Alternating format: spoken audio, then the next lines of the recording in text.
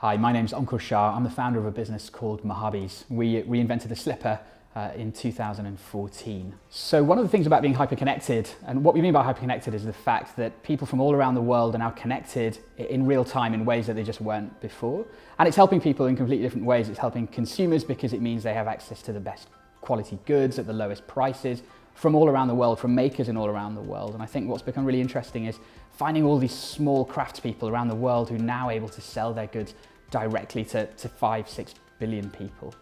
So one of the things about being hyperconnected and the amount of data the world is now creating, I think IBM talk about 2.5 quintillion bytes of data every day, is just the amount of opportunities that's opening up on a daily basis. So what do I mean by that? Well, in Mojabis, one of the things we discovered was this data point around slippers. We actually found that people were searching for slippers 60% more than they were searching for flip-flops, which sounds completely ridiculous, but it meant there was a multi-billion-dollar industry that really was underserved.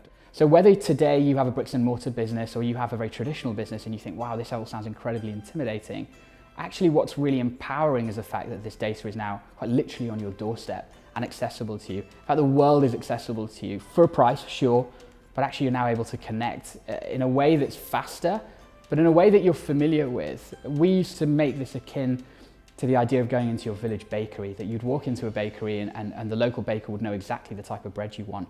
Well, it's that level of personalization and data that we now have at massive scale, which means this isn't radically different to how you've done business before, but actually closer, just in a much more scalable way. So one of my core tips that I've learned anyway over the last 10 or 15 years of doing business is to chase demand, not supply.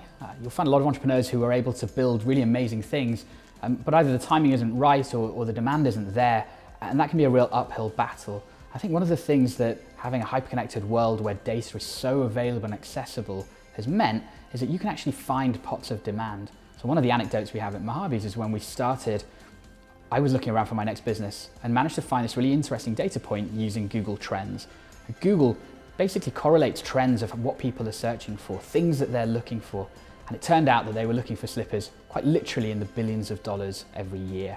So for us to start this journey again, I think one of the things I realized was finding those first customers was really important because that's what really crafted what I did later on. So if you're starting out and you have a product or you're selling something online, how do you find those first customers? Well, there's a plethora of platforms out there, and those platforms have audiences that are already made. They might not be where you end up, but today platforms like Facebook and Google and YouTube make it incredibly easy for you just to whip a credit card out and start targeting customers directly. When you start to find who some of those customers are, you can target more of them and learn from them by having engaged in direct conversations with them.